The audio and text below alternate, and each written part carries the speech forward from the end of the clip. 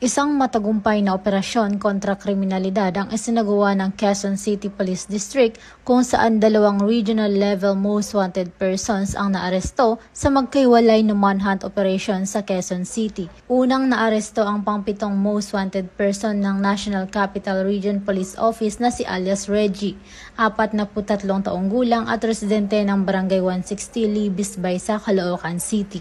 Nadakip siya ng District Intelligence Division katuwang ang QCDITRIU-NCR, CIDU at Anonas Police Station 9 sa Heiser Street, Balara Filter, Barangay Pansol, Quezon City. May 5 bilang ng kasong rape si alias Reggie na inisyu ng Branch 7 Family Court, Marikina City.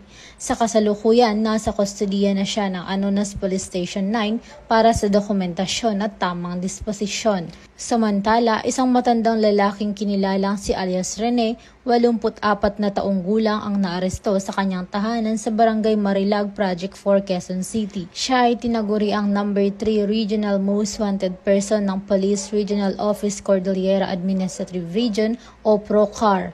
May nakabinbin siyang warrant of arrest para sa kasong illegal recruitment na inisyu ng Branch 5 Regional Trial Court ng Baguio City, Benguet.